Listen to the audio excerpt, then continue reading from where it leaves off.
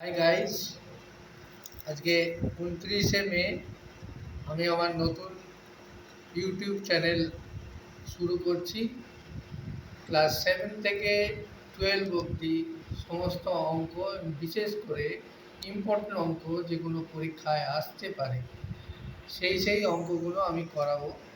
এবং আমার ছাত্রছাত্রীরা তারা যদি সেটা ফলো করে, যে যে স্কুলেই পড়ুন এবং যে